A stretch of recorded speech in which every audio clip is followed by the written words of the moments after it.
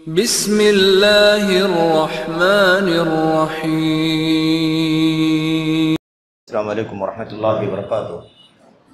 इन्नल हम्दलिल्लाह नहमदुहु व नस्तईनुहु व नस्तगफिरुहु व नऊज़ु बिल्लाहि मिन शुरूरि अनफुसिना व सय्यिआति अमालिना। मैं यहदिहिल्लाहु फला मुदिल्ल लहु व मैं युद्लिल फला हादिय लहु व अशहदु अन ला इलाहा इल्लल्लाहु वहदहु ला शरीका लहु व अशहदु अन्न मुहम्मदन अब्दुहु व रसूलुहु।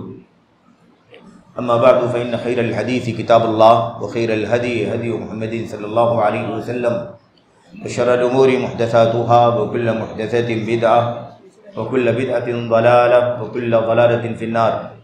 अऊज़ु बिल्लाहि मिनश शैतानिर रजीम। बिस्मिल्लाहिर रहमानिर रहीम। वस्साबिक़ूनल अव्वलून मिनल मुहाजिरीन वल अंसार वल्लज़ीना तबअूहुम बिइहसान रज़ियल्लाहु अन्हुम व रदू अन्हु व अअद्द लहुम जन्नातिन तजरी तहतल अनहारु खालिदीन फ़ीहा इला आखिरिल आया। व क़ाल सुब्हानहु व तआला फ़इन आमनू बिमिस्लि मा आमनतुम बिही फ़क़द इह्तदौ। व क़ाल नबी सल्लल्लाहु अलैहि वसल्लम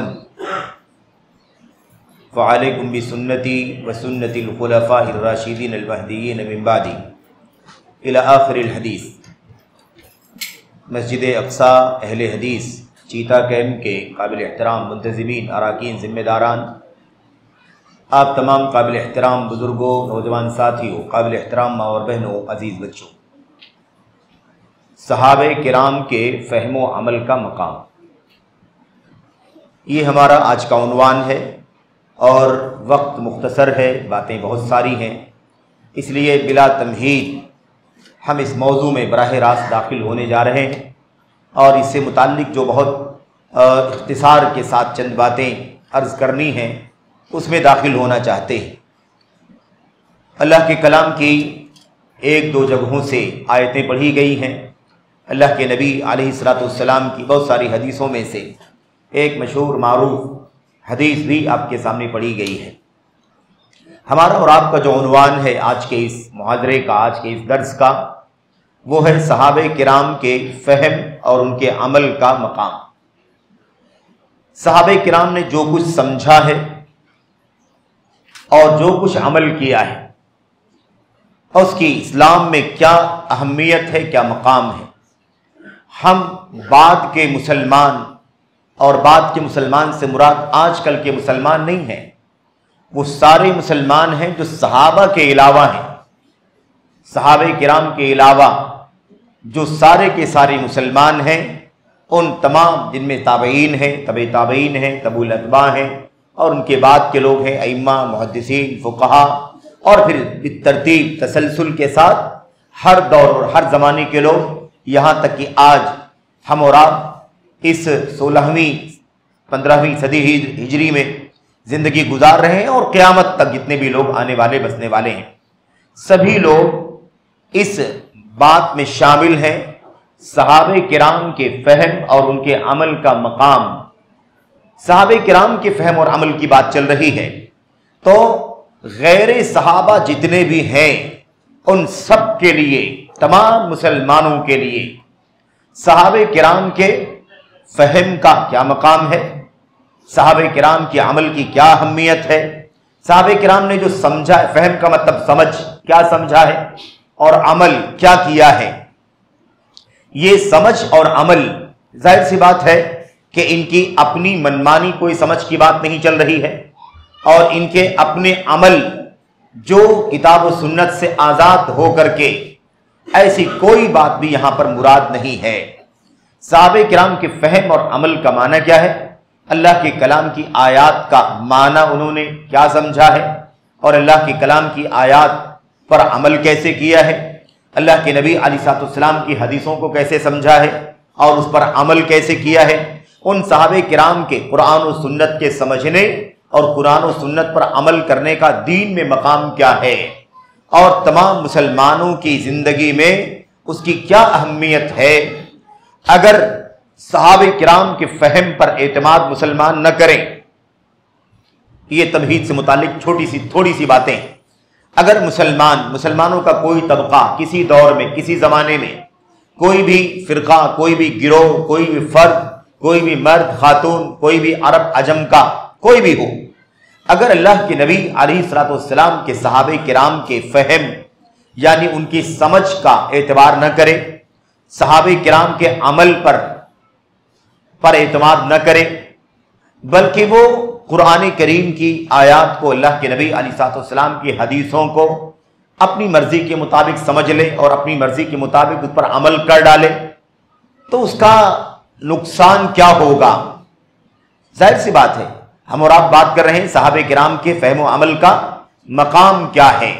तो जाहिर सी बात है कि सहाबा के फहम और अमल के मकाम और उनके मर्तबे और उसकी अहमियत का तज़किरा करना है, तो इसका मतलब यही है कि अगर हमने सहाबा के समझने की तरह नहीं समझा, सहाबे किराम के अमल की तरह अमल नहीं किया, तो फिर उसका नुकसान क्या होगा?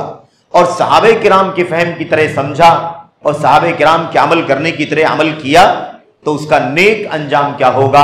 हमारे और आपके ईमान के हवाले से, हमारी और आपकी इबादत के हवाले से, हमारे और आपकी ज़िंदगी में हलाल और हराम से के मसाइल से मुताल्लिक हमारे यहाँ मामलात भी हैं, हमारे यहाँ तिजारत लेन देन भी है, हमारे यहाँ शादी ब्याह निकाह तलाक भी है, हमारी और आपकी ज़िंदगी में सियासत और इक़्तिदार के मसाइल भी हैं, हमारी और आपकी ज़िंदगी में बड़े छोटे का मकाम और मर्तबा है। इन तमाम ज़िंदगी के तमाम तर पहलुओं में सहाबा के समझने की तरह समझने का मकाम क्या है और सहाबे किराम के अमल करने की तरह अमल करने का मकाम क्या है। अगर करेंगे, फहम की समझने की तरह समझेंगे तो क्या मिलेगा, अमल करने की तरह अमल करेंगे तो क्या नतीजा निकलेगा। और अगर उनके समझने की तरह ना समझें, उनके अमल करने की तरह अमल ना करें, आजाद हो जाएं, या किसी और के समझने की तरह समझें, किसी और के अमल करने की तरह अमल करें, तो उसका अंजाम क्या होगा। यह है आज के इस उन्वान का माना और उस उन्वान का निचोड़ और उसका खुलासा। और जाहिर है कि वक्त बहुत शॉर्ट है, तो बिल्कुल भी मैं सहाबे किराम की तारीफ, यानी तारीफ का मतलब उनकी डिफिनीशन, सहाबी किसको कहते हैं, सहाबे किराम, ये सारी चीजें, और ऐसे ही सहाबे किराम की फजीलत मनक़बत के सिलसिले में अल्लाह के कलाम की बहुत सारी आयतें, अल्लाह के नबी की बहुत सारी हदीसें, इन तमाम मौज़ूआत में हमें बिल्कुल भी दाखिल नहीं होना है। बस इशारे के तौर पर 1-2 मिनट में इतनी सी बात करनी है कि रूए जमीन पर अंबिया अलैहिमुस्सलाम के बाद पूरी इंसानियत में सबसे ऊंचे मकाम और मर्तबे का अगर कोई मालिक है तो वो अल्लाह के नबी अलैहिस्सलाम के सहाबा हैं, उनके साथी।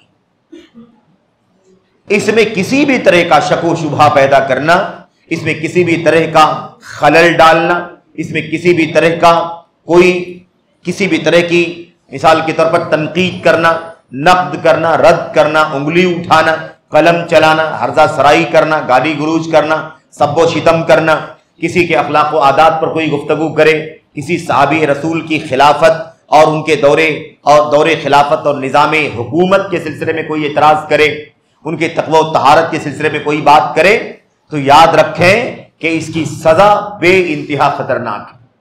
अल्लाह की लानत का हकदार है, अल्लाह के फरिश्तों की लानत का हकदार है, और तमाम इंसानियत की लानत का हकदार है वो आदमी जो नबी के सहाबे किराम के बारे में जबान दराजी करे, जबान खोले और उनके बारे में कोई भी ऐसी बात करे जो उनके मकाम और मर्तबे के खिलाफ हो, उनकी अजमत के खिलाफ हो, उनकी शान के खिलाफ हो। भला इंसानियत का वो तबका जो नबियों के रसूलों के बाद अल्लाह की कलाम की आयात में तारीफों से भरा हुआ हो, अल्लाह के नबी अलैहिस्सलाम की हदीसों में उनकी अजमत, उनकी मनक़बत का मुसलसल तज़किरा किया गया हो, फ़ज़ाइल सहाबा, मनाक़िब सहाबा, इज्तिमाई तौर पर यानी मजमूई तौर पर सहाबे किराम की फजीलत और मनक़बत, और अलग अलग फर्दन सहाबे किराम के बहुत सारे सहाबे किराम की शान में अल्लाह के नबी अलैहिस्सलाम की हदीसें मौजूद हो, अल्लाह उनकी तारीफ करे, अल्लाह उनकी बख्शिश का ऐलान करे, अल्लाह उनके जन्नती होने का ऐलान करे, अल्लाह उनसे राजी होने का ऐलान करे। नबी करीम सल्लल्लाहु अलैहि वसल्लम इसी तरह अपनी हदीसों में उनके मकाम का ऐलान करें, और फिर उसके बाद उम्मत का कोई आदमी उठे और वो उन सहाबे किराम के बारे में बदज़बानी करना शुरू कर दे, कलम चलाना शुरू कर दे और उनके बारे में उनसे तबर्रे करे, लानत मलामत करे और उनसे एतमाद उम्मत का खत्म करे, तो आप इसका अंदाजा लगा लें कि उस शख्स की बदबख्ती का क्या आलम होगा। वो भला वो कैसे लानती ना हो नबी करीम सल्लल्लाहु अलैहि वसल्लम की जबान से, कैसे लानती ना हो अल्लाह तबारक व तआला के यहाँ, अल्लाह के फरिश्तों के यहाँ और उसके अल्लाह तबारक व तआला के बंदों के यहाँ, इंसानों के यहाँ। इतनी सी बात काफी है। और इसमें कोई कैटेगरी भी नहीं बना सकता कि वो लोग इस एतबार से सबसे ऊंचे थे, इस एतबार से ऊंचे नहीं हैं। आज हम लोग टेक्नोलॉजी के जमाने में है ना, इंटरनेट के जमाने में, टेक्नोलॉजी के जमाने में जिंदगी गुजारते हैं। ये जमाना उन लोगों के सामने नहीं था, तो इस एतबार से जितना टैलेंट हम हैं वो नहीं थे। कोई समझे अगर कि हम टैलेंट हैं क्योंकि हमने साइंस पढ़ा, हमने टेक्नोलॉजी पढ़ा और हमने जदीद मीडिया पढ़ा, इसलिए हम ज्यादा टैलेंट है। और ये सब उनके जमाने में कहां था? वो तो घोड़े और खच्चर की जिंदगी दौर में जिंदगी गुजारते थे, वो तो कच्चे मकानात में झुग्गियों में रहते थे, उनके पास ट्रांसपोर्टेशन का ये जराए नहीं थे, इसलिए वो उतना ज्यादा टैलेंट और ज़हीन व फतीन नहीं थे जितना आज हम हैं। अगर कोई ये बात भी करता है ये भी गलत है। सहाबे किराम हर एतबार से सारी इंसानियत से ऊंचे हैं सिवाय अंबिया अलैहिस्सलाम। अंबिया के बाद, रसूलों के बाद सारी इंसानियत में सबसे ऊंचे मकाम के मालिक। ईमान, अकीदा, इबादत, मुआमलात, अखलाक, ज़हानत, फतानत, फजल, मर्तबा, अजमत और सूझबूझ, संजीदगी, नसीहत, हर एतबार से अमल, हर एतबार से वो सहाबा अपने बाद वाले तमाम लोगों से सबसे ज्यादा अफजल है। अब ये मौका नहीं है कि हम उसमें दाखिल हो कि उम्मत के बड़े बड़े इम्मा ने, उलमा ने सहाबे किराम की हमा जहद फजीलत यानी ईमान व अकीदे से लेकर के मामूली से मामूली भी कोई फजीलत का पहलू है तो उस एतबार से भी वो अल्लाह के नबी के सहाबा इंसानियत में अंबिया और रसूल अलैहिस्सलाम के बाद सबसे ऊंचा मकाम रखते। वो बातें जिक्र करने का मौका नहीं है, हमने इशारा सिर्फ आपके सामने कर दिया। ये फजीलत का इतना अजीम पहलू है कि आज हम ये बैठ करके अहले हदीस मस्जिद में ये बात कर रहे हैं कि सहाबे किराम की समझ का और उनके अमल का मकाम क्या है अल्लाह तबारक व तआला के दीन में। बड़ा इससे बड़ी फजीलत और क्या हो सकती है सहाबे किराम के कि सहाबे किराम आइडियल ना होते, वो हमारे लिए उस्वा ना होते, नमूना ना होते, तो आज हम क्यों बैठ करके बात करते कि लोगों अपने दीन के सिलसिले में सहाबे किराम की समझ पर एतमाद करो, सहाबे किराम के अमल पर एतमाद करो। उनके समझ का, उनके अमल का अल्लाह के दीन में बहुत ऊंचा मकाम है। ये बताइए कि क्या इस हवाले से कोई और भी तबका इंसानियत का कभी ज़ेरे मौजू आया है, ज़ेरे बहस आया है कि मिसाल के तौर पर फला का मकाम क्या है, फला के अमल का मकाम, फला की समझ का मकाम? नहीं आ सकता। ताबईन की समझ का अमल का मकाम, तबे ताबईन की समझ का अमल का मकाम, तबे ताबईन की समझ का अमल का मकाम, ये बातें हम नहीं कर सकते। क्यों? इसलिए कि ये ताबे हैं। ये कौन है? ये ताबे हैं। और सहाबे किराम क्या है? मतबू है। पूरी उम्मत के अंदर सारी उम्मत के लोगों के मतबू हैं और फिर सहाबे किराम समेत सब के सब ताबे हैं मुहम्मदुर रसूलुल्लाह सल्लल्लाहु अलैहि वसल्लम। ये बात समझ में आ गई? अल्लाह के कलाम की आयत करीमा पढ़ी गई है, आइए उसमें दाखिल हो लें। वक्त की बड़ी शॉर्टेज है मेरे भाइयों। अल्लाह तबारक व तआला ने फरमाया वस्साबिकूनल अव्वलूना मिनल मुहाजिरीन वल अंसार वल्लदीन तबऊहुम बिइहसान। अल्लामा इब्न तैमिया रहमतुल्लाहि अलैहि ने अपनी फतावा के अंदर लिखा कि अल्लाह तबारक व तआला अपने उन बंदों से राजी हो गया है जिन बंदों का मकाम यह है कि अल्लाह ताला उनसे बगैर किसी टर्म और कंडीशन के राजी। अगर इंसानियत में नबियों और रसूलों के बाद अल्लाह तबारक व तआला किसी तबके से बगैर किसी टर्म कंडीशन के, बगैर किसी शर्त के राजी हो चुका है तो वो सिर्फ एक तबका है, वो है नबी के सहाबे किराम का तबका। अल्लाह ने फरमाया ये सहाबा जो अंसार हैं, मुहाजिरीन हैं, अल्लाह फरमाता रज़ियल्लाहु अन्हुम व रज़ू अन्हु, अल्लाह उनसे राजी हो चुका है। लेकिन आगे वालों के बारे में अल्लाह क्या फरमाता है? वल्लज़ीन तबऊहुम बिइहसान। और वो लोग जिन लोगों ने इन सहाबा की, मुहाजिरीन की, अंसार की पैरवी की, इत्तिबा की, इहसान के साथ यानी अच्छाई के साथ, भलाई के साथ, इखलास के साथ, नेकी के साथ, तक़वा व तहारत के साथ, और जैसे इत्तिबा करनी चाहिए वैसे इत्तिबा की। आप अंदाजा लगाइए कि सहाबा के बारे में कोई शर्त नहीं है। सहाबा के बारे में इतनी बात काफी है कि वो सहाबा है नबी करीम सल्लल्लाहु अलैहि वसल्लम, अल्लाह के नबी के साथी हैं। और नबी के सहाबा के बाद पहला तबका कौन है सहाबा के बाद? ताबीन का। ये देखिए ताबीन के बारे में अल्लाह शर्त लगाता है वल्लदीन तबऊहुम बिइहसान। तो सहाबा के लिए रज़ियल्लाहु अन्हुम व रज़ू अन्हु आम, और सहाबे किराम के बाद ताबीन और उनके बाद सारे लोग क़यामत तक जो आएंगे उनके लिए शर्त है वल्लदीन तबऊहुम बिइहसान, जो उनके सच्चे पैरोकार हैं। अगर सच्चे पैरोकार होंगे सहाबे किराम के तो यकीनन अल्लाह तबारक व तआला उनसे भी राजी होगा और वो अल्लाह तबारक व तआला से भी राजी होंगे, और अल्लाह तबारक व तआला उन्हें अपनी जन्नतों में दाखिल फरमाएगा जिसे अल्लाह ने तैयार कर रखा है, और ये अजीम शान कामयाबी। तो यहां बात समझने की है, एक तबका है इंसानियत का रसूलों के बाद, ये इस्तिस्ना जरूरी है, रसूलों के बाद नबियों के बाद इंसानियत का एक तबका है जिससे अल्लाह तबारक व तआला बिला किसी शर्त के राजी होने का ऐलान करता है। मेरे भाइयों, अच्छा अब अगर मैं तफसील में जाऊं कि अल्लाह के कलाम की फला फला आयत से मालूम पड़ता है कि सहाबा की समझ और उनके अमल का मकाम क्या है, फला फला हदीस से सहाबे किराम की समझ और उनके अमल का मकाम पता चलता है, सहाबे किराम के अपने अक़वाल से पता चलता है कि सहाबा की समझ और उनके अमल का अल्लाह के दीन में अजीम मकाम है, तो ये मौजू बहुत लंबा हो जाएगा। अल्लाह के कलाम की आयतों को पढ़ना, तर्जमा करना, हदीसों को पढ़ना, तर्जमा करना, और फिर उसके बाद उससे वो मसाइल निकालना, इसमें शायद वक्त चला जाए ज्यादा। मैं आपसे ये अर्ज कर देना चाहता हूं कि सहाबे किराम की फजीलत मनक़बत पर जितनी आयतें हैं और सहाबे किराम की फजीलत और मनक़बत पर जितनी हदीसें हैं, नबी करीम सल्लल्लाहु अलैहि वसल्लम के उन तमाम आयतों में, हदीसों में ये बात साबित होती है, तमाम आयतों में ये बात साबित होती है कि इन सहाबा की समझ का मकाम अजीम है, इन सहाबा के अमल का मकाम अल्लाह तबारक व तआला के दीन में बड़ा ऊंचा है।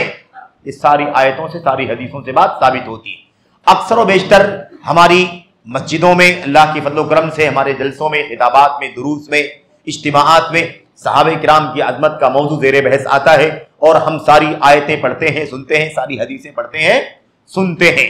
इसलिए उन सब में मैं दाखिल नहीं होना चाहता कि एक आयत करीमा का तज़किरा आ गया है, बस सरसरी तौर पर एक हदीस का तज़किरा आ जाए, फिर उसके बाद मैं इस मौजू को प्रैक्टिकली आपके सामने रखना चाहता हूं, और तारीख और सीरत के हदीसों के हवाले जिनसे मालूम पड़ता है कि सहाबे किराम से उम्मत के लोगों ने कंसल्ट किया, लोगों ने रुजू किया कि फला मसले में सहाबे किराम ने कैसे समझा, क्या समझा, और फला मसले में सहाबे किराम ने अमल क्या किया, और अगर वो सहाबा के समझ की तरफ न लौटते, सहाबा के अमल की तरफ न लौटते, तो कौन कौन सी अकीदे की, ईमान की गुमराहियां आ जाती और कौन कौन सी बिदातों से लोग दो चार हो जाते।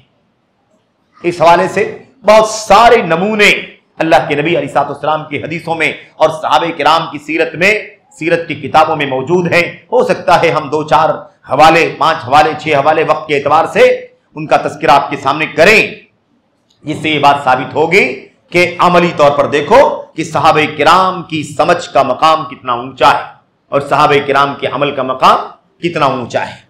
समझ पर एतमाद कर लिया, अमल पर एतमाद कर लिया, तो अकीदे की बिगाड़ से बच गए, बिदात में दाखिल होने से बच गए।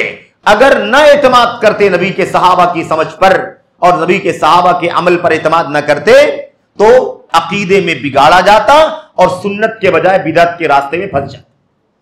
इसके बहुत सारी मिसालों में से मैं 2 4 मिसालों का हवाला आपके सामने देना चाहता हूं, क्योंकि फजाइल के हवाले से सारी बातें आती रहती हैं और उन तमाम आयतों में, हदीसों में ये पहलू भी मौजूद है। और इसका निचोड़ क्या है? निचोड़ ये है कि अल्लाह के कलाम की आयतों में सहाबे किराम का मकाम बयान किया गया, मुहाजिरीन का, अंसार का मकाम बयान किया गया, बार बार अल्लाह ने उनका जिक्र किया, उनकी तारीफ की। ये इस बात की दलील है कि अल्लाह तबारक व तआला अपने कलाम में ये बतलाता है कि इंसानों में नबियों रसूलों के बाद ये मेरे नबी के सहाबा का जो तबका है, ये इतनी ऊंची फजीलत और मकाम का मालिक है कि उम्मत के बाद के लोगों को इनसे रुजू करना चाहिए।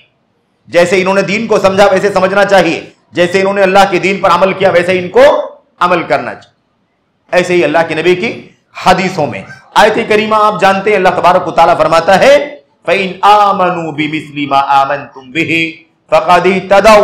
अगर दुनिया के लोग वैसे ईमान लाएं जैसे आपके सहाबा ईमान लाए हैं, ईमान वाले यानी नबी के सहाबा ईमान लाए हैं, फ़क़द इह्तदौ, तो वो हिदायत याफ्ता हो जाएंगे। ये हिदायत याफ्ता होने का ऐलान अल्लाह ने किसके बारे में फरमाया? जो नबी के सहाबा के ईमान की तरह ईमान रखेंगे। अब अल्लाह ने ईमान का जिक्र अगर कर दिया तो अमल तो उसके बाद ईमान के अंदर शामिल होता है। अगर ईमान में सहाबा कसौटी है, सहाबा ईमान में मेयार है, सहाबा ईमान में मेरे भाइयों पैमाना है हक का, हिदायत का, तो फिर अमल के अंदर बदरजे औला आइडियल है, नमूना है, उसवा है, पैमाना है। हदीसों को अगर आप देखें तो हम और आप बार बार सुनते हैं, अल्लाह के नबी ने फरमाया सबसे बेहतर जमाना मेरे सहाबा का जमाना, मेरा जमाना है, यानी मेरे जमाने में सहाबा है, सहाबा है मेरे सामने, और उनके बाद वाले ताबईन, उनके बाद वाले तबे ताबी। सबसे पहले किसका नाम लिया? सहाबे किराम का, और फिर सुम्मा फिर कह करके अगला तबका, फिर कह करके अगला तबका, और यलूनहुम कह करके बाद में उसके बाद आने वाला ये बतलाया। तो सबसे पहले सहाबे किराम का हवाला दिया नबी करीम सल्लल्लाहु अलैहि वसल्लम ने, और ऐसे ही दीगर हदीसों के अंदर भी ये बात मौजूद है।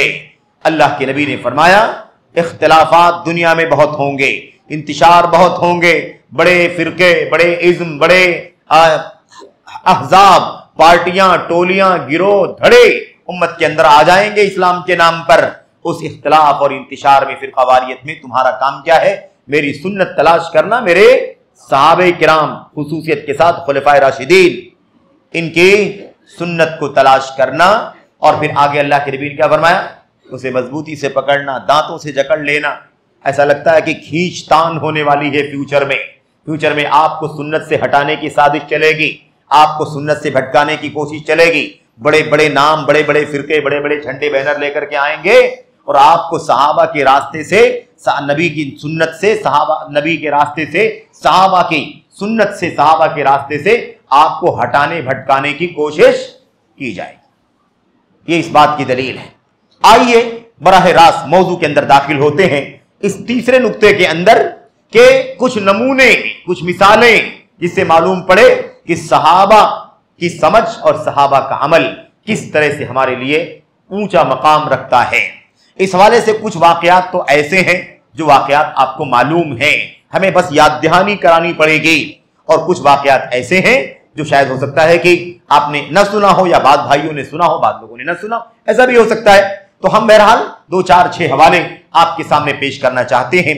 इस सिलसिले में जो बातें आपके सामने पेश होने जा रही हैं, इसमें आपको समझना यह है कि समझ सहाबा की और अमल सहाबा का, इसके मकाम को समझने में यही बात गौर करनी है कि कैसे ईमान का नुकसान हो जाता, कैसे अकीदे का नुकसान हो जाता, कैसे बिदात में इंसान पड़ जाता, कैसे गुनाह के काम में इंसान पड़ जाता अगर सहाबा की समझ पर, सहाबा के अमल पर एतमाद न करता, उनके मकाम को न समझता। इस हवाले से जो सबसे ज्यादा मशहूर और मारूफ वाकयात हैं, नमूने हैं, मिसालें हैं, उन मिसालों में से एक सबसे मशहूर मारूफ मिसाल सहीह मुस्लिम की वो रिवायत है जिसे हम अक्सर व बेशतर सुनते हैं। उसका नाम है हदीसे जिब्रील। हदीसे जिब्रील, आपने यहीं पर हदीसे जिब्रील पढ़ी थी, क्योंकि आपने पढ़ा है, हमें ज्यादा वक्त नहीं लगेगा, सिर्फ इशारा कर लेना हमारे लिए काफी होगा। एक अकीदे की बिदात है तकदीर का इनकार करना। अकीदे की बिदात क्या है? तकदीर का इनकार करना। बात याद रहे, सहाबा की समझ और सहाबा का अमल, इसका मकाम जानना है हमें। अब जब हदीस जिब्रील पर जब आते हैं तो कहां से शुरू होता हमारे सामने हदीस जिब्रील का हिस्सा? जिब्रील अलैहिस्सलाम आए, अल्लाह के नबी सल्लल्लाहु के सामने आप बैठ गए, उसके बाद आपने सवालात किए, ईमान, इस्लाम, ईमान, एहसान, और फिर क़यामत और क़यामत की निशानी, सारी बातें। लेकिन ये जो हदीस है, इस हदीस का तज़किरा उमर बिन खत्ताब रज़ियल्लाहु ताला अन्हु से रिवायत करते हुए उनके बेटे अब्दुल्लाह बिन उमर ने क्यों किया था? वही पस मंजर है, तकदीर का इनकार। तकदीर का इनकार अकीदे का मसला है कि नहीं है? ये अकीदे का मसला, ईमान का मसला है, ईमान का मसला। और अभी समझ में बात आएगी कि ये मसला कितना इंपॉर्टेंट है। अगर इस मसले में अगर लोगों ने सहाबा की समझ पर एतमाद ना किया होता, सहाबा के अमल पर एतमाद ना किया होता, तो किस तरह से ईमान के इतने अहम मसले तकदीर के इशू में गुमराही के रास्ते पर चल पड़ते, तकदीर का इनकार कर देते। तो सहाबा के मकाम देखिए क्या मामला पेश आया। नाम आपको याद हो शायद, एक नाम है यहया बिन यामुर और दूसरा नाम है हुमैद बिन अब्दुर्रहमान अल-हिमयरी। हुमैद बिन अब्दुर्रहमान अल-हिमयरी और ऐसे ही यहया बिन यामुर, ये दो हैं, दो के दोनों ताबई हैं। और शायद आपको याद हो कि ये दोनों 100 साल पूरा होने से पहले 92, 93, 95 हिजरी में इनकी वफात हुई है। ठीक है, ये जो ताबई हैं, इन ताबईन के बारे में आपको ये वाकया याद रखना चाहिए। क्या हुआ, बयान करते हैं यहया बिन यामुर, ये हदीस जिब्रील का स्टार्ट वाला हिस्सा है, शुरू वाला। यहया बिन यामुर कहते हैं हमारे इलाके में सबसे पहले, यानी बसरा के इलाके में, बसरा है ना, वही इराक का शहर बसरा, कूफा, बगदाद, तो बसरा के इलाके में सबसे पहले जिसने तकदीर के इनकार की बिदात शुरू की, ये अकीदे की बिदात, जिसने सबसे पहले तकदीर का इनकार किया कि तकदीर कोई चीज नहीं है भाई, कुछ लिखा हुआ नहीं है, कुछ पहले से अल्लाह तबारक व तआला ने मुकद्दर नहीं किया हुआ है। ऐसा नहीं कि जो कुछ हो रहा है वो पहले से लिखा हुआ है, मुकद्दर है, ऐसा कुछ भी नहीं है। बस जो हो रहा है बस फौरन हो रहा है, अभी हो रहा है बस, इससे पहले उसका कोई लिखा पढ़ा हुआ नहीं है। तकदीर का इनकार करने वाला सबसे पहले इंसान कौन है? माबद अल-जुहनी। माबद अल-जुहनी। अब कहते हैं कि माबद जुहनी ने ये तकदीर के इनकार की बात कही और हम लोग बहुत परेशान हुए कि अभी तकदीर का इनकार करता है, कहता है तकदीर की कोई दलील नहीं है और अल्लाह ने कोई चीज पहले से तय नहीं की है। जो भी दुनिया में मामला पेश आते हैं वो करंटली पेश आते हैं, करंटली फौरन पेश आते हैं, उसका पहले से कोई ताल्लुक तकदीर से नहीं है।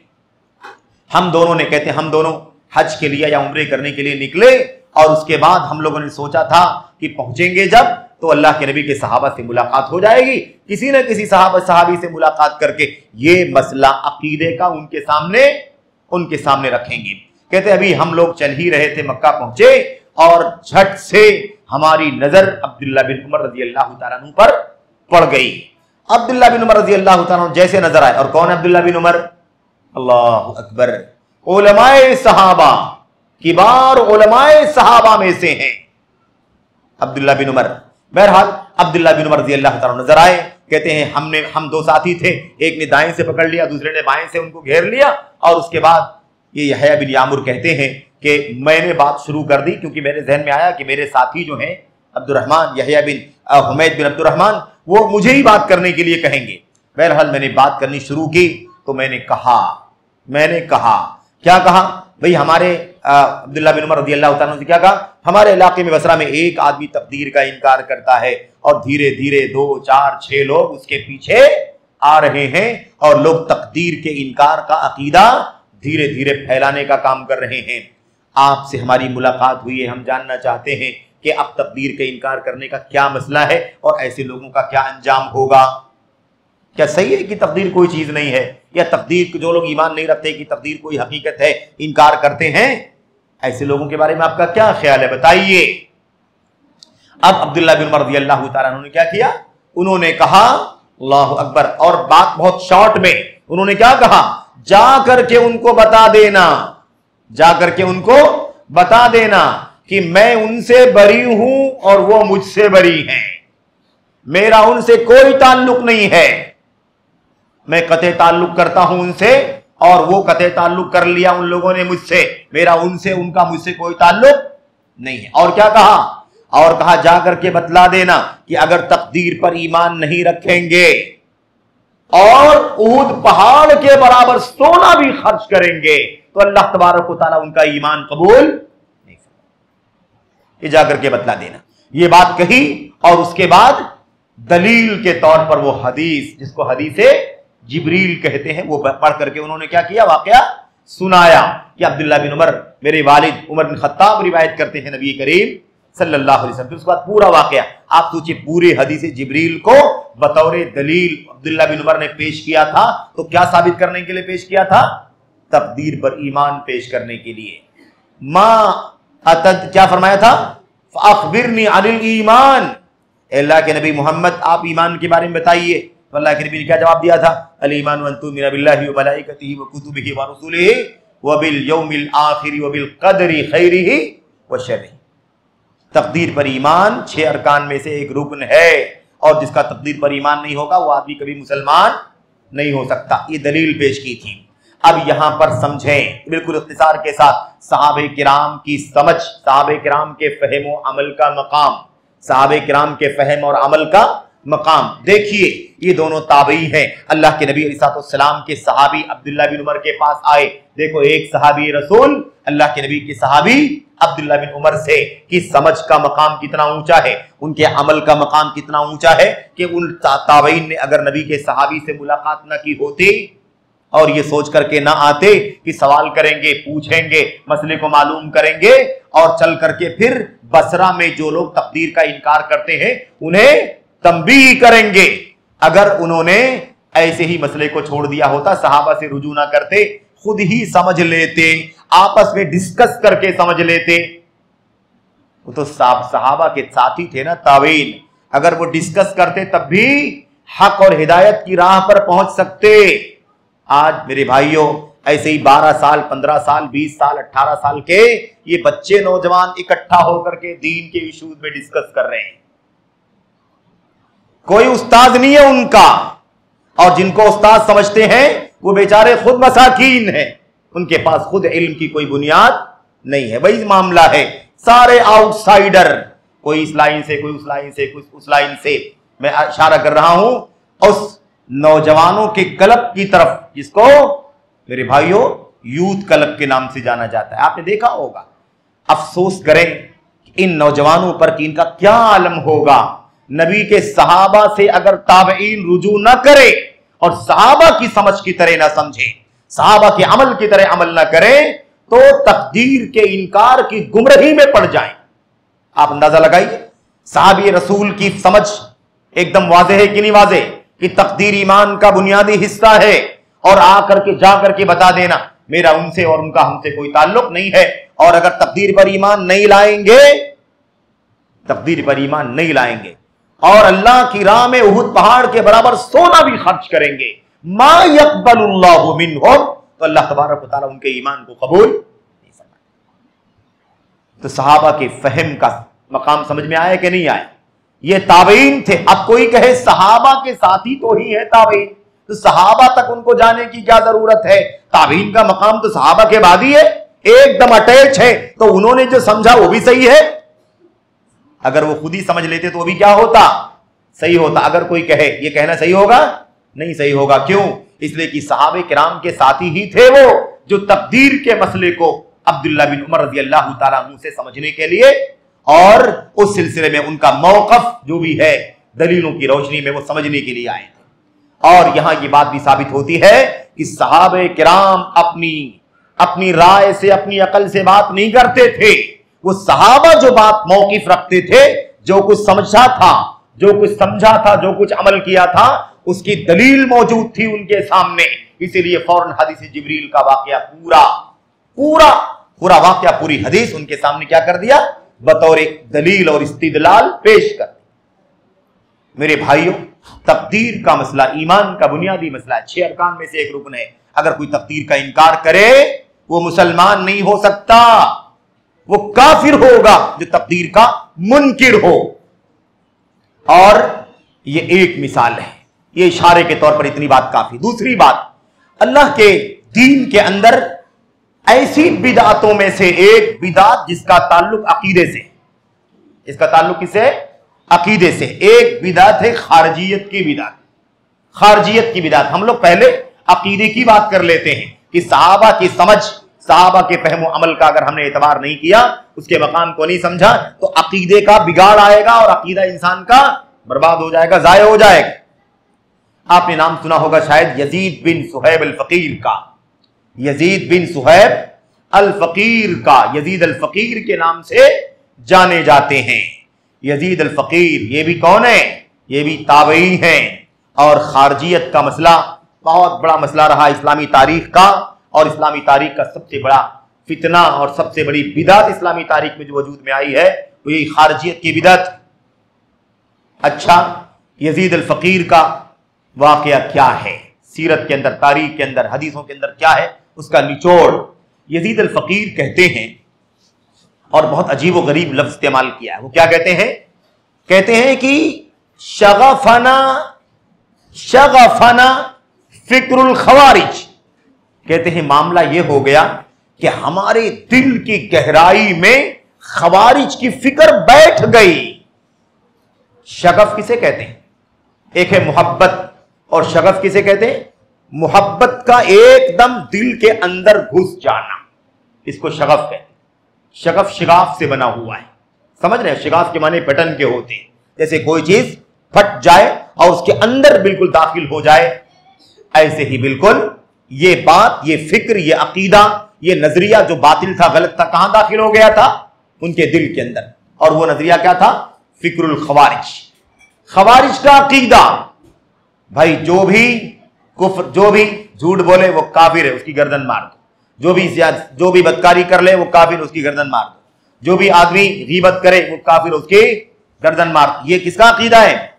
खवारिज का। कहते यही अकीदा था। और इसी के साथ साथ मुसलमानों का हाकिम अगर कोई गुनाह कबीरा करे तो उसे कत्ल कर दो, उसे अपनी तख्ती से, उसके अपने तख्त से, उसकी हुकूमत से क्या करो? माजूल कर दो, बेदखल कर दो। और नहीं मानता है तो उसे तहे तेग कर दो। तलवार उठाओ हुकूमत, तलवार उठाओ मुसलमानों के खिलाफ, मुसलमानों के हाकिम। ये खवारिज का बुनियादी अकीदा है। कहते हैं खवारिज की फिक्र हमारे दिल के अंदर क्या हो गई? दाखिल हो गई। अब वाकया सुनो, अल्लाह की कसम है, इतना अजीम शान बात है इसके अंदर। कहते हैं कि हम कुछ लोग थे जिनके दिल में खवारिज की फिक्र आई थी, तो हमने ये तय किया कि चलो चलते हैं उम्रा करने। कहां चलते हैं? उम्रा करने, हज करने जाते हैं। और पहले उम्रा करके फारिग हो जाते हैं, पहले उम्रा करके फारिग हो जाते हैं, उसके बाद बगावत वाला काम शुरू करेंगे। सुभान अल्लाह। इसीलिए आज देखो लोग, बहुत सारे लोगों की नेकी का हवाला देते हैं। अरे आप उसको खारजी कहते हैं, बड़ा नमाजी है, उसको खारजी कहते हैं, वो तो बड़ा परहेजगार है, खारजी कहते हैं, उसकी पेशानी पर सज्जे का निशान है, आप उसको खारजी कहते हैं, वो तो इतनी तिलावत करता है कि उतनी तिलावत हम कभी नहीं कर सकते, वो इतना नमाजी है, फर्ज के अलावा नफल पूरी पूरी रात पढ़ता है, आप उसको खारजी कहते हैं। लोग ऐसे ही बोलते हैं कि नहीं बोलते हैं कि खारजी होना और नमाजी होना में कोई बैर नहीं है, बल्कि जो खवारिज सबसे पहले उम्मत के अंदर पाए गए, उनकी ये पहचान थी कि वो खारजी भी थे और बड़े मुत्तकी, परहेजगार और इबादत गुजार थे। उसका तज़किरा भी आगे, अभी अली बिन अबी तालिब के वाक़े में, इब्न अब्बास के वाक़े में आगे आएगा। बहरहाल मेरे भाइयों, तो बात ये चल रही थी कि क्या कहा कि हम लोग, कुछ लोग थे और खवारिज की फिक्र से मुतासिर हो गए थे, और हमने सोचा था कि सबकी गर्दनें उड़ानी है। जो लोग जो है ना, वो हमारे मेयार के मुताबिक मुसलमान नहीं है, ये गुनाह कबीरा, वो गुनाह कबीरा, वो गुनाह कबीरा, और वो शराब पीता है, और वो चोरी करता है, और ज़िनाकारी करता है, और झूठ बोलता है, ये सब के सब काफिर हो चुके हैं, इनकी गर्दन उड़ा देनी, बगावत करना है, और मुसलमानों के हाकिम के खिलाफ खुसूसी तौर पर क्या करना है?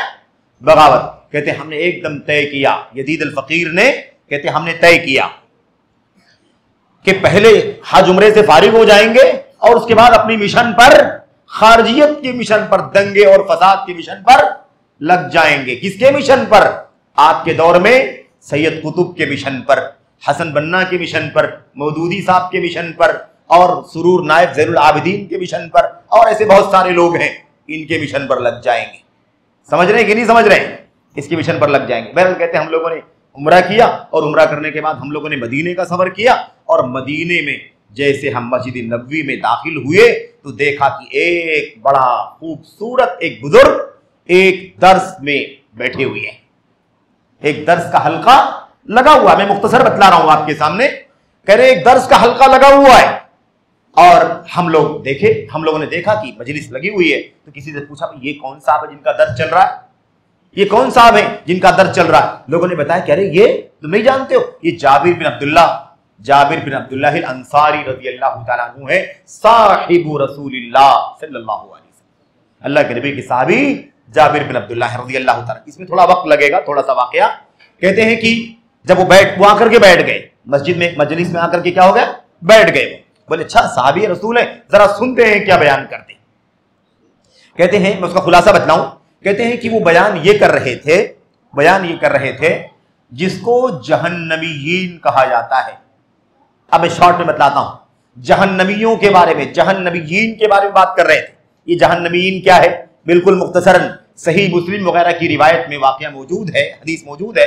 अल्लाह के नबी सल्लल्लाहु अलैहि वसल्लम ने फरमाया कि जो लोग जिनका ईमान दुरुस्त होगा, अकीदा सही होगा, शिर्क और कुफ्र नहीं किया होगा, वो गुनहगार होंगे। कबीरा गुनाह का काम किया होगा। शिर्क के अलावा उन लोगों ने मिसाल के तौर पर चोरी की है, जिनाकारी की है, बदकारी की है, झूठ बोला, खयानत वगैरह, ये गुनाहों के काम किए होंगे।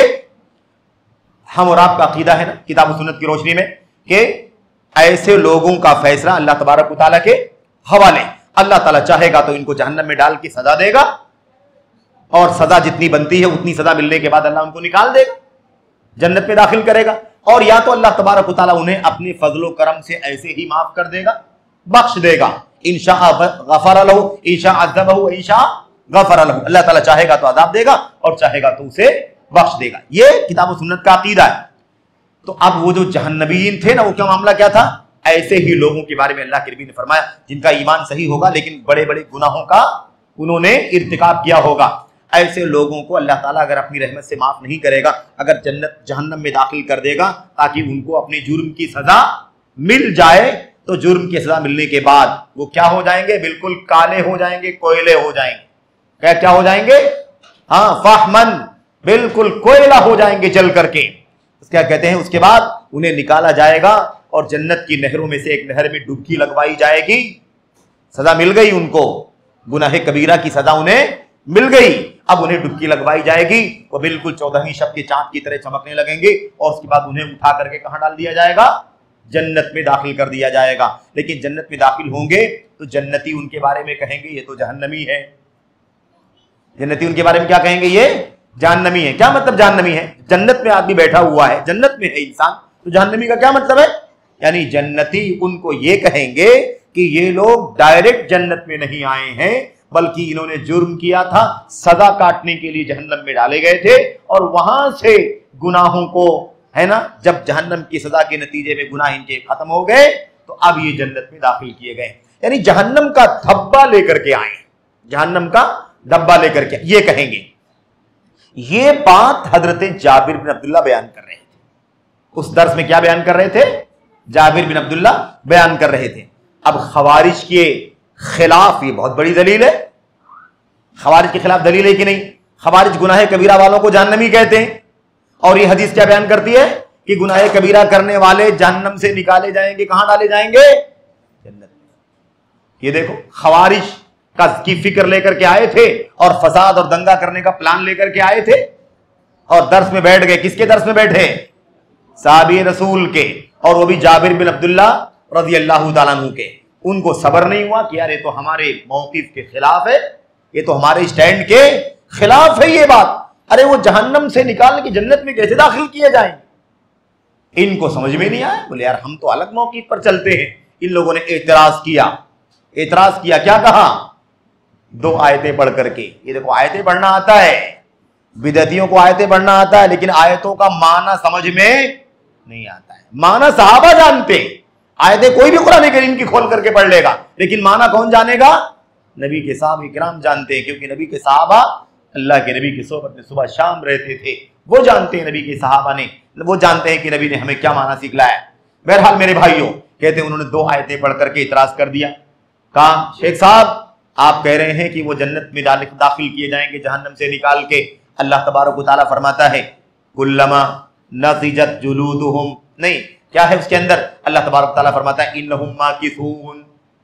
जहन्नमी के बारे में अल्लाह क्या फरमाता है? इन्नहुम माकिसून, जहन्नमी जहन्नम में हमेशा ठहरे रहेंगे। ठीक है, दूसरी आयत करीमा पढ़ी, उसमें क्या है? कुल्लमा क्या उईदू फीहा, जब जब उन्हें निकाला जाएगा उन्हें दोबारा उसी जहन्नम के अंदर डाल दिया जाएगा। ये 2 आयतें पढ़ा और कहा कि जनाब आप कह रहे हैं कि जहन्नम से निकाल के जन्नत में दाखिल किए जाएंगे, ये आयतें हमारे सामने, इसका माना क्या है?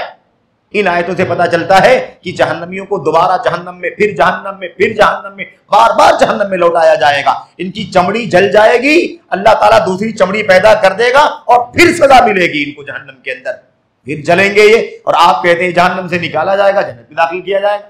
दूसरी आयत में अल्लाह फरमाता हमेशा हमेशा रहेंगे, माकिसून, ठहरे रहेंगे। और आप बयान कर रहे हैं कि जहन्नम से निकाले जाएंगे, जन्नत में दाखिल। हमें ये तारुज समझ में नहीं आ रहा है। अब हजरत जाबिर बिन अब्दुल्लाह रज़ियल्लाहु ताला अन्हु ने समझ लिया ये कौन से अकीदे के लोग हैं, इनका जहन खराब हो चुका है, इनका अकीदा बिगड़ चुका है, ये सुन्नत से हट करके खारजियत के रास्ते पर चल रहे हैं। इन्होंने गोया कि वो अकीदा बना लिया है कि गुनाहे कबीरा करने वाला काफिर हो जाता है और मरेगा तो हमेशा हमेश के लिए जहन्नम में रहेगा, है कि नहीं। जाबिर बिन अब्दुल्लाह ने समझ लिया। अब जाबिर बिन अब्दुल्लाह रज़ियल्लाहु ताला अन्हु ने उन आयतों का माना बतलाया कि वो जिन आयतें, जो आयतें तुम पढ़ के सुना रहे हो, वो आयतें उन लोगों के लिए हैं जो लोग कुफ्र करते करते कुफ्र पर मर गए, शिर्क करते करते शिर्क पर मर गए। ये वो लोग नहीं हैं जिनका ईमान सही हो, सिर्फ गुनाहे कबीरा वाले हो। बात समझ में आ गई कि नहीं आ गई? समझा दिया मसला। अच्छा, अब उनको समझ में आया यजीद अल फकीर को, और यजीद अल फकीर के साथियों को समझ में आया, अच्छा ये तो हम जानते नहीं थे, हम तो ये समझते थे कि जो भी गुनाह करेगा वो सब के सब कहां जाएंगे, जहन्नम में जाएंगे। अब यहां पर दो बातें समझनी है। एक बात तो ये कि अल्लाह के कलाम की आयत करीमा का माना नबी की हदीस से, नबी की हदीस है ना जहन्नमीन वाली हदीस, कि वो सजा के लिए डाले जाएंगे, फिर बाहर निकाले जाएंगे और फिर डुबकी लगवा करके जहन्नम की नहर में उन्हें जन्नत में दाखिल किया जाएगा। दूसरे हदीसों को, कुरान को, हदीस को नबी के सहाबा ने कैसे समझा, और जाबिर बिन अब्दुल्लाह रज़ियल्लाहु ताला अन्हु ने ये मसला समझाया कि ये काफिरों मुशरिकों के बारे में है आयतें, तुमने इन आयतों को कुफ्र शिर्क करने वालों के बाद गुनाहे कबीरा वालों के बारे में इस्तेमाल करना शुरू कर दिया। गलत है तुम्हारा मौकिफ। तुम्हारा मौकिफ क्या है? गलत है, खारजियत है ये। तुमने इन गुनाहे कबीरा करने वालों को, जिनका ईमान सलामत है, तुम काफिर समझते हो और तुम जहन्नमी समझते हो, और इसीलिए ऐसे लोगों के खिलाफ तलवार उठाने का तुमने तय करके सफर किया है। अल्लाह अकबर। हजरत यजीद अल फकीर हैरान हो गए, साथी हैरान, एक दूसरे को देख रहे, ये तो हमने क्या समझ रखा था दीन इस्लाम को। अच्छा हुआ कि हम हजरत जाबिर बिन अब्दुल्लाह की खिदमत में पहुंच गए। अगर ये अल्लाह के नबी के सहाबी न मिले होते, इनकी समझ हमें न मिली होती और इनका अमल हमें न मिला होता, तो आज हम न जाने कितनों की जाने नाहक ले लिया होता। हमने न जाने कितनों को नाहक क्या कर दिए होते, हम कत्ल कर दिए होते, खून बहा दिया होता। बात समझ में आ गई कि नहीं आ गई? बिला तफसीरा बात समझ में आ गई होगी कि सहाबे किराम की समझ और उनके अमल का मकाम अल्लाह के दीन में कितना ऊंचा है। अगर वो तावी अपनी मर्जी के मुताबिक चलते रहते तो न जाने कितनों की गर्दनें मारते कि नहीं मारते, जान लेते, इज्जत व आबरू पर हमला करते, और न जाने कितने लोगों के मालो अमलाक तबाह करते। इसलिए कि खवारिज का यही काम है, जब उसकी जान हलाल है, उसकी जान की हुर्मत बाकी नहीं बची, मुसलमान नहीं बाकी बचा, तो ना उसकी माल की कोई कीमत है, ना उसकी आबरू की कोई कीमत है, किसी चीज की कोई कीमत। बात समझ में आ गई? ये है दूसरा मसला। अब ये खारजियत का मसला कितना खतरनाक है। वो बिदअत है जिसका ताल्लुक अकीदे से। और आप सोचेंगे कि खारजियत के मसले को अकीदे में क्यों बयान कर रहा हूं मैं, क्यों अकीदे में लेकर के जा रहा हूं मैं? अकीदे का मसला है ये। भला बताओ कि इन लोगों ने जन्नत जहन्नम का फैसला कैसे किया था? ईमान हटाया था कि नहीं हटाया था? गुनाहे कबीरा करने वाला ईमान से निकल जाता। ईमान का मसला है कि नहीं मसला है ये? अगर ईमान का सही माना समझेंगे तो खारजियत का और ऐसे ही बगावत का रास्ता कभी नहीं अख्तियार करेंगे। लेकिन अगर ईमान का माना नहीं समझेंगे तो ऐसे, अब ये बहुत बुनियादी मसला है कि गुनाहे कबीरा की वजह से ईमान खत्म नहीं होता है, ईमान कम होता है, लेकिन ये आदमी ईमान से बाहर नहीं निकलता है। और लंबी बात है, अल्लाह के नबी ने फरमाया एक आदमी अगर ज़िनाकारी करता है तो ईमान कब्दुल्ला, साए की तरह उसके ऊपर उठ जाता है, और जैसे ही वो बदकारी से बाहर निकलता है वो ईमान फिर उसके अंदर शामिल हो जाता है। तो ईमान खत्म नहीं होता है, ईमान साए की तरह से हटता है और फिर साथ में आ जाता है। याद रखें, तो ये मसला है। अगर सहाबे किराम के फहम और उनके अमल पर एतमाद न किया जाता तो खारजियत और दंगे का रास्ता अख्तियार कर लिया जाता और न जाने कितनों की जान माल को कुर्बान कर दिया जाता। नंबर 2। नंबर 3, तीसरी मिसाल, एक और मिसाल, और ये मिसाल भी आपने सुनी होगी, इसलिए इसमें इख्तिसार के साथ गुफ्तगू करते हैं। ये भी मसला कैसा है? इसका भी ताल्लुक खारजियत से है। इसका भी ताल्लुक किससे? खारजियत से। और ये वो वाकया है जो वाकया हजरत अली इब्न अबी तालिब रजी अल्लाह तआला अन्हु के दौर में जब तहकीम का मसला आया था, जमल और सिफ़ीन के माहौल में जब तहकीम का मसला आया था कि हकम बना लो, फैसला करवा लो आपस में, एक तीसरे को दो फरीकों के तो चाहिए, दोनों फरीकों को चाहिए कि अपने दरमियान फैसला करने के लिए हकम बना लो, और वो हकम जो फैसला करे उस फैसले पर दोनों क्या हो जाओ, मुत्तफिक हो जाओ। इस मसले का मामला आया और इसी बात को लेकर के 6000 लोगों ने अमीरुल मोमिनीन अली इब्न अबी तालिब रज़ी अल्लाह तआला अन्हु के खिलाफ बगावत का झंडा उठा लिया और अलग थलग हो गए। अली बिन अबी तालिब की फौज से बाहर निकल गए और एक अलग जगह जाकर के कहीं घेराव करके छावनी करके वहां पर डेरा डाल दिया, सब हथियार तलवार नेज़े वाले लेकर के। कितने हजार लोग? 6000 खारजी, 6000, सब जान के खून के प्यासे। अब ये मसला पेश आया। अब्दुल्लाह इब्न अब्बास रज़ी अल्लाह तआला अन्हु देखा कि 6000 लोग बगावत करके अलग थलग हो गए खारजियत के रास्ते पर। वाकया सब जानते, इख्तिसार के साथ मैं जिक्र करता हूं। उसमें मामला क्या था? हजरत अब्दुल्ला इब्न अब्बास रज़ी अल्लाह तआला अन्हु ने अल्लाह के नबी अब्दुल्ला बिन अब्बास रज़ी अल्लाह तआला अन्हु ने हजरत अली इब्न अबी तालिब रज़ी अल्लाह तआला अन्हु से, जो खलीफा थे, उनसे इजाजत लेकर के गए इन खवारिज से बात करने, मुनाजरा करने के लिए गए। मुनाजरा करने में क्या हुआ? उन्होंने पूछा, भाई क्या बात है, आप लोगों ने अमीरुल मोमिनीन अली बिन अबी तालिब के खिलाफ क्यों बगावत कर ली? वो तो अल्लाह के नबी के सहाबी भी हैं, अल्लाह के नबी सल्लल्लाहु के दामाद भी हैं और मुसलमानों के चौथे खलीफा भी। आप लोगों ने क्यों बगावत की? मा नकिम तुम, क्या है भाई तुम्हें क्या एतराज है? बहरहाल उन्होंने कहा, बात लंबी है, पूरा वाकया इख्तिसार के साथ। उन्होंने कहा, भाई 3 बातें हमें एतराज की हैं, 3 बातें एतराज की हैं। अब यही 3 बातें अगर हमने समझ लिया तो खवारिज का यह मसला समझ में आ जाएगा। 3 बातें, तो 3 बातें क्या थी? वो अल्लाह के कलाम की आयत थी और अल्लाह के नबी अलैहिस्सलाम की हदीस थी, जिसे उन्होंने गलत समझा था। अगर अब्दुल्ला बिन अब्बास जैसे सहाबा की चोटी के आलिम और इमाम से उनकी मुलाकात न होती और उन्होंने न बतलाया होता कि इस आयत का माना क्या है, इस हदीस का माना क्या है, तो वो 6000 लोग बगावत पर आमादा थे। और अब्दुल्ला बिन अब्बास के जाने समझाने के बाद 2000 लोगों ने फौरन तौबा कर लिया और वहां से निकले और अली बिन अबी तालिब की फौज में शामिल हो गए। 4000 बाकी बचे। खुलासा क्या है? अब उस तफसील में अगर जाएं तो बहुत ज्यादा वक्त जाएगा। उसमें एक बात तो ये थी, उन लोगों ने कहा कि भाई हमें पहला जो एतराज है, वो एतराज क्या है? वो एतराज है कि अल्लाह तबारक व तआला के कलाम में, कुरान में आया हुआ, इनिल हुक्म इल्ला लिल्लाह, फैसला अल्लाह का है, बस फैसला किसका चलेगा? अल्लाह का चलेगा। आजकल के भी ऐसे इस किस्म के लोग यही आयत करीमा पढ़ते हैं, इनिल हुक्म इल्ला लिल्लाह। आयत बिल्कुल सही है, कुरान की आयत है, कोई डाउट नहीं है, लेकिन माना इसका गलत ले रहे थे। इसी बात को अली बिन अबी तालिब ने कहा था, कलिमतु हक़्क़िन उरीद बिहिल बातिल, बात सच्ची है लेकिन माना इसका गलत लिया जा रहा है।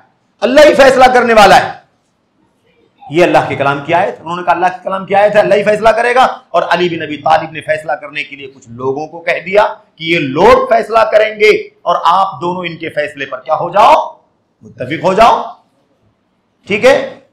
इब्न अब्बास ने फरमाया, अच्छा ठीक है, एक एतराज समझ में आ गया, मैं तुमको कुरान की आयतों से दलील देकर के समझाऊंगा, मान लोगे? कहा मान लेंगे। अच्छा, दूसरा एतराज क्या है? कहा दूसरा एतराज ये है कि जब जंग हो गई ना, कौन सी जंग भाई?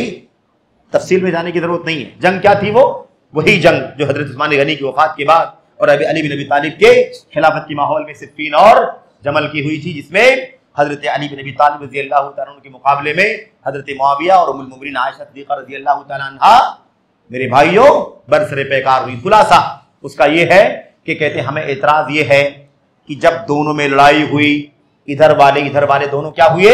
एक दूसरे के आमने सामने आ गए, लड़ाई हुई, किताल हुआ। जब किताल हुआ तो किताल जब होता है, लड़ाई जब होती है तो क्या होता है किताल के बाद? अरे भाई, जो लोग जीत गए हैं वो लोग माले गनीमत लेकर के जाते हैं और मर्दों को गुलाम बनाते हैं ले जा करके और औरतों को लौंडी बनाते हैं ले जा करके। यही तो होता है। खवारिज ने कहा कि जब लड़ाई हो गई तो लड़ाई के बाद इन लोगों ने लौंडी क्यों नहीं बनाया, गुलाम क्यों नहीं बनाया? गुलाम भी बनाना चाहिए था, लौंडी भी बनाना चाहिए था।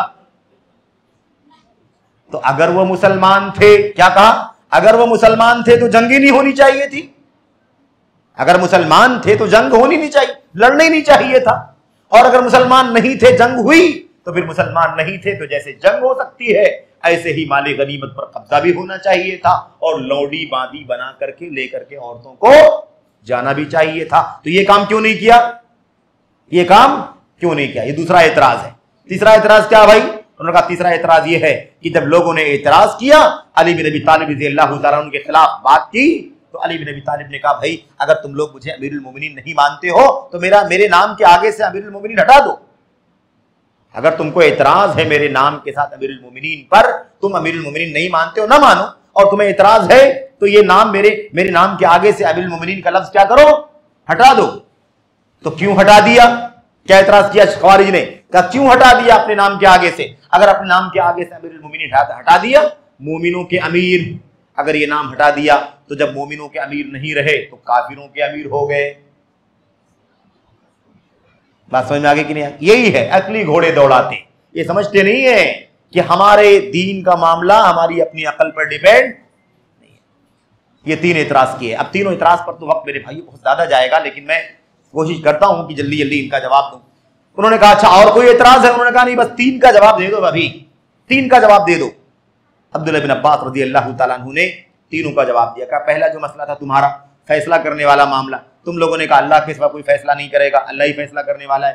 तुमको समझ में नहीं आता, अल्लाह के कलाम की आयत में खुद अल्लाह ने कहा है, बंदों को अपने कहा है कि तुम लोग फला फला मसले में खुद फैसला कर लो। ये मसला है। ये भी खवारिज की कलामत है, जो अपने काम की चीज होगी उसे ले लेंगे और जो अपने खिलाफ होगा उसे छोड़ देंगे। और सारे बिदतियों का ये काम है। सारे बिदाती इस जुर्म में एक साथ में है कि अपने मफाद की चीज को लेना और अपने खिलाफ की चीज को रद्द कर देना, ठुकरा देना। अहलुस सुन्नत की पहचान है, शायद आपने पढ़ा भी हो कि अहलुस सुन्नह याखुज़ून मा लहुम व मा अलैहिम। अहले सुन्नत वो भी लेते हैं जो उनके हक में है और वो भी लेते हैं जो उनके खिलाफ है। लेकिन अहले बिदअत का काम क्या है? याखुज़ून मा लहुम व यदऊन मा अलैहिम। जो अपने काम का है उसे लेते हैं और जो अपने काम का नहीं उसे छोड़ देते हैं। यह अहले बिदअत की और अहले सुन्नत की एक नुमाया पहचान है। क्या कहा? कुरान की आयत में अल्लाह तबारक व तआला ने कहा है, इंसानों को कहा है फैसला कर लो। एक मिसाल दी कुरान करीम की आयत मुख्तसरन, उसमें यह है कि अगर अल्लाह ने फरमाया कि ईमान वालों तुम लोग खुशकी का शिकार मत करो। जब आदमी हालत इहराम में हो तो उसके लिए क्या मना किया गया है? बहुत सारी चीजों के बीच में कि खुशकी का शिकार नहीं कर सकता है, खुशकी का शिकार नहीं कर सकता है। अब अल्लाह की तबारक व तआला ने फरमाया कि अगर तुम में से कोई गलती करे, क्या कर दे? गलती करे। क्या गलती करे? खुशकी का शिकार कर ले, खुशकी का शिकार कर ले। तो अब इस गुनाह का कफारा क्या होगा? हालत इहराम में, हालत इहराम में क्या कफारा होगा? अल्लाह ने फरमाया कोई भी जानवर ज़बह कर दो। कोई भी जानवर क्या करो? ज़बह कर दो। अब वो जानवर बकरा हो सकता है, बकरी हो सकती है, मेढ़ा हो सकता है, कोई खरगोश भी हो सकता है। समझ रहे? तो अल्लाह तबारक व तआला ने इस बात को समझाने के लिए क्या कहा था? इस बात को समझाने के लिए कहा था यहकुमु बिही ज़वा अदलिम मिनकुम।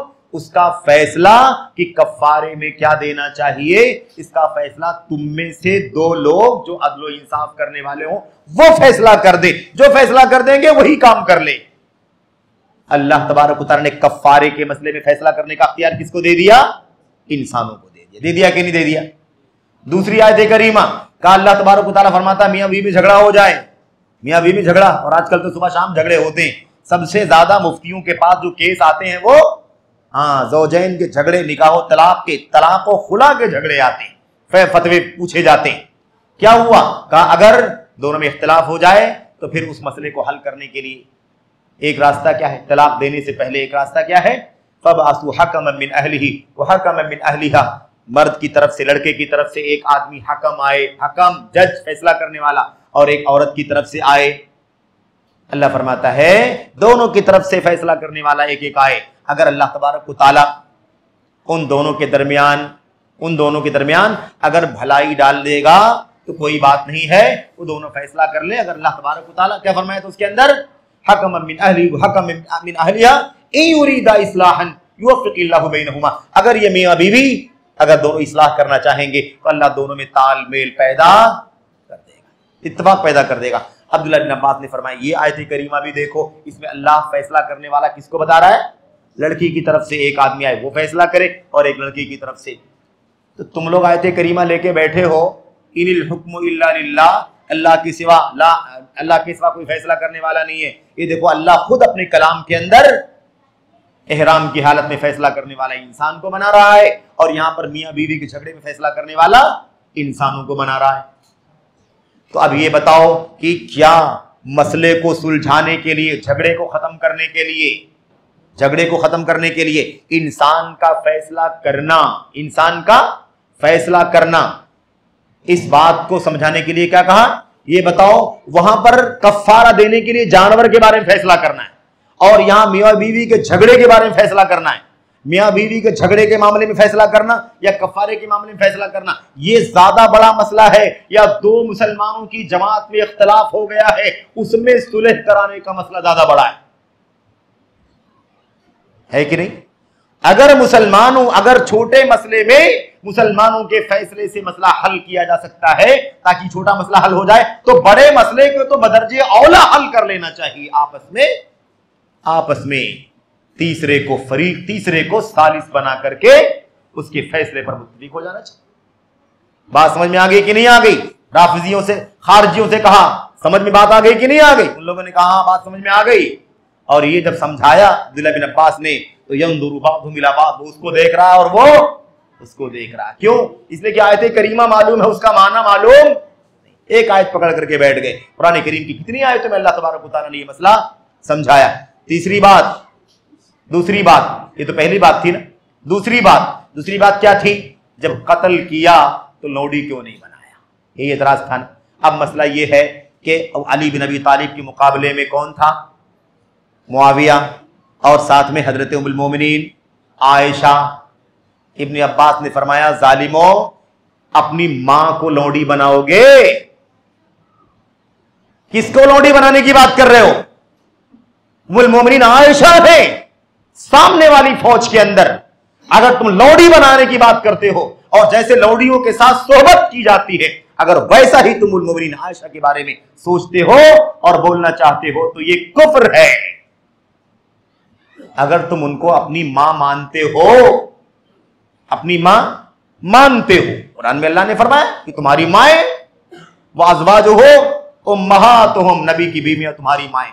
अगर वो माएं हैं और तुम ईमान रखते हो कि माएं हैं, तो अपनी माओं से ज़िनाकारी करोगे, बदकारी करोगे? अल्लाह अकबर। और अगर तुम दूसरी बात कहते हो कि नहीं हम मां ही नहीं मानते, तुम मां नहीं मानोगे तो ऐसे भी काफिर हो जाओगे। तो तुम दो गुमराहियों के बीच में घूम रहे हो। अगर मां मानने से इनकार करते हो तो भी गुमराही है, और मां मान करके बदकारी करने की बात करते हो तो भी क्या है? गुमराह। तो चाहे इधर जाओ तो भी गुमराह, इधर जाओ तो भी गुमराह। तो भला बताओ कि तुम लोग कैसी बात करते हो? समझ में आता है कि नहीं आता तुम्हें?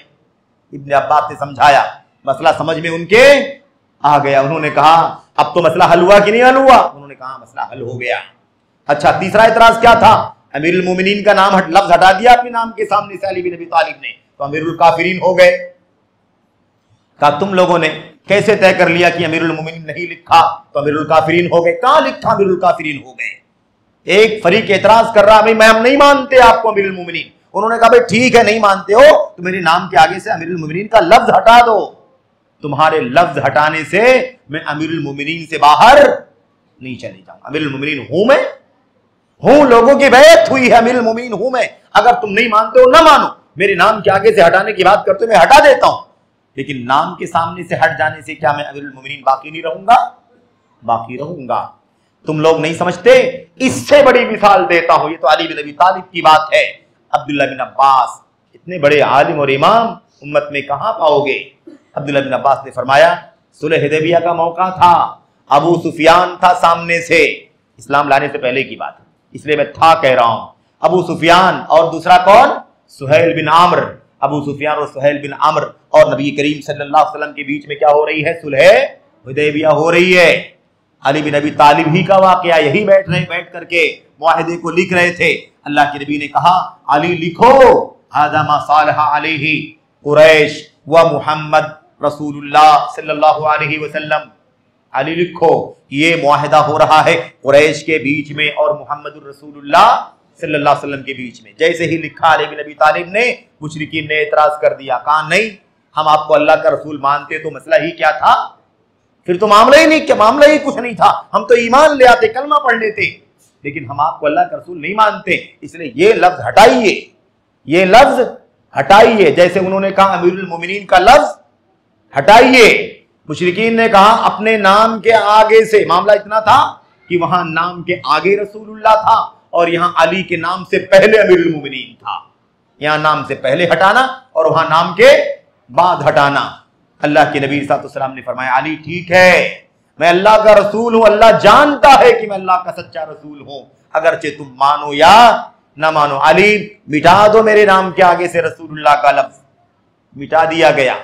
वाकया जानते हैं कि अली बिन अबी तालिब ने नहीं राजी थे, क्यों मिटा दूं अल्लाह के नबी? अल्लाह के नबी ने फरमाया, मैं मिटा देता हूं, बताओ कहां लिखा हुआ है रसूलुल्लाह? अल्लाह के नबी ने मिटा दिया। इब्न अब्बास ने कहा, ये बताओ, ये तो अमीरुल मोमिनीन की बात है, अल्लाह के नबी अगर अपने नाम के आगे से रसूलुल्लाह हटा देते हैं तो क्या रसूल बाकी नहीं रह जाते? रसूल हैं कि नहीं है आप? हटाने से क्या हुआ?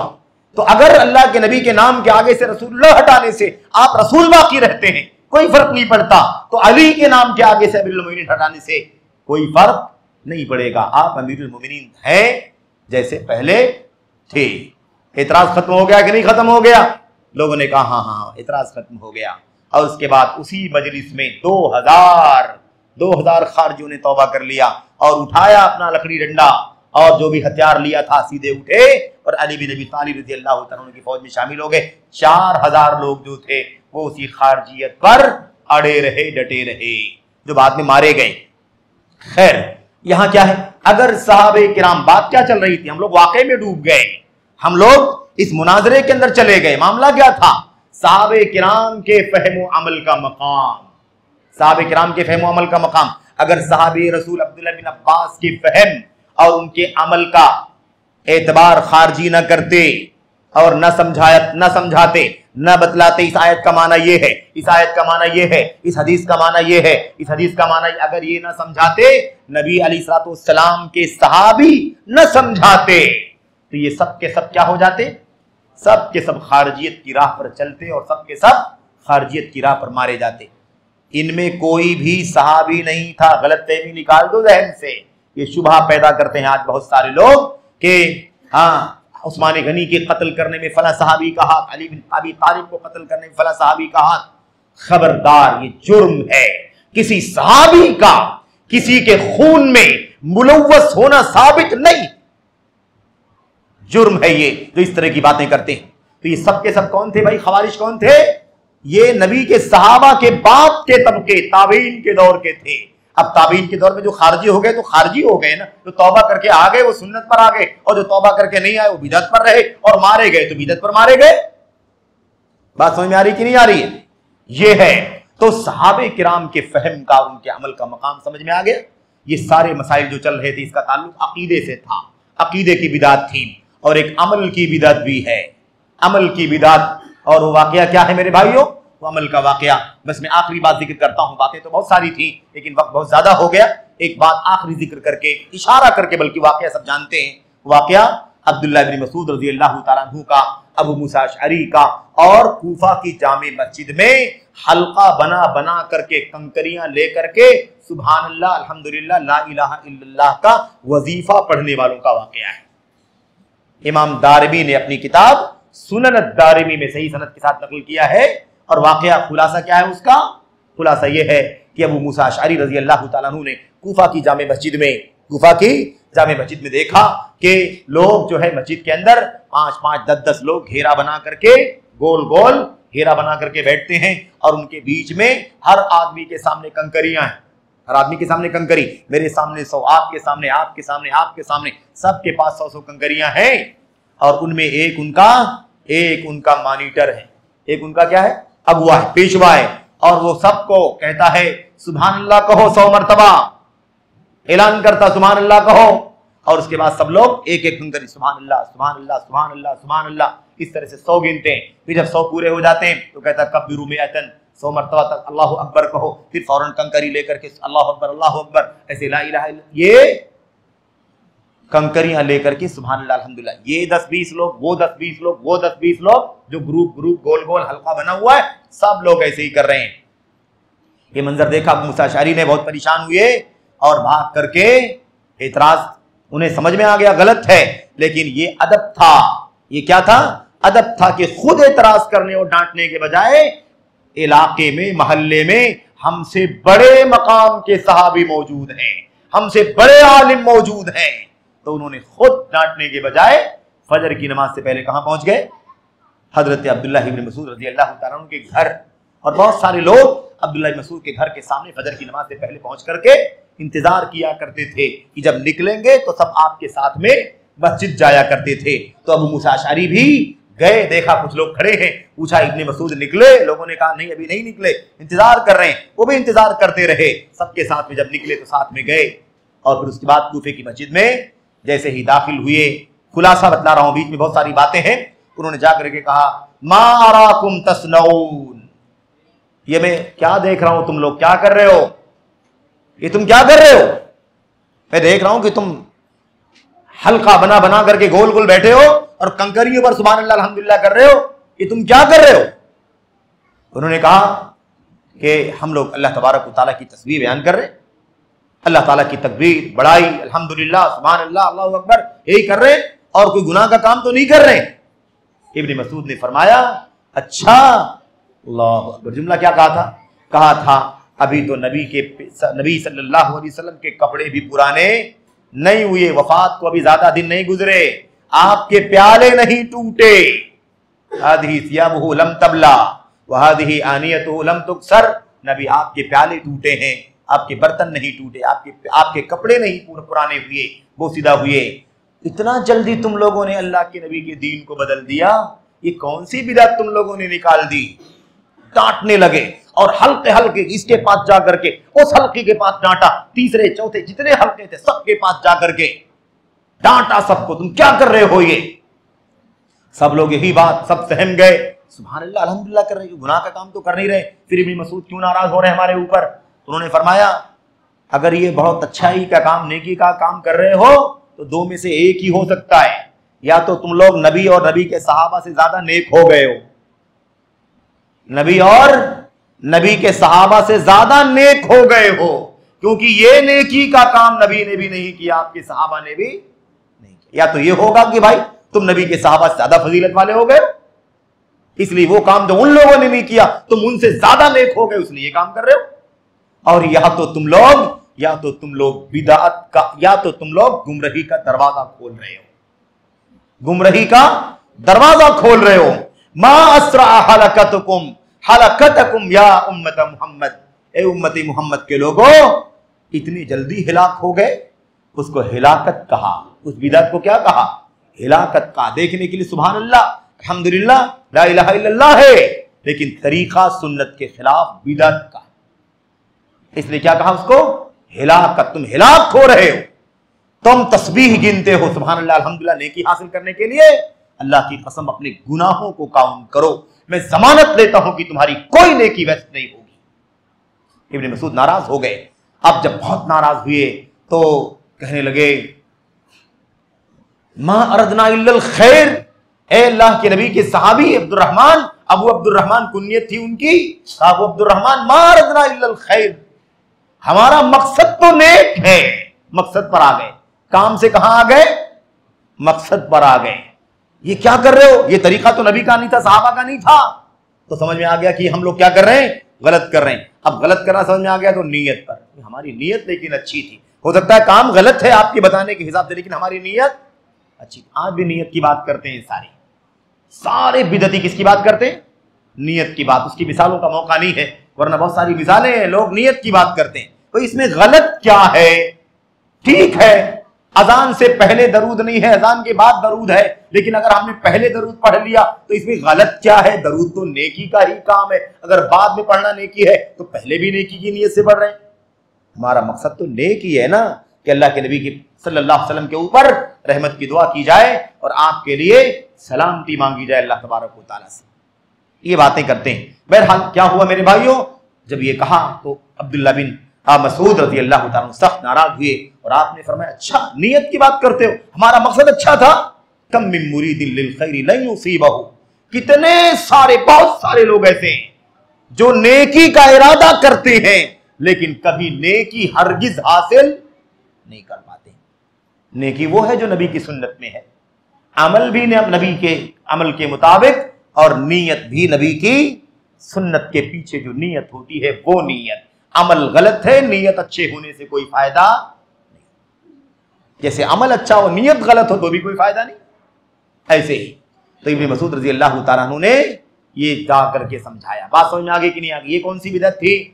ये अमल की बिदअत थी।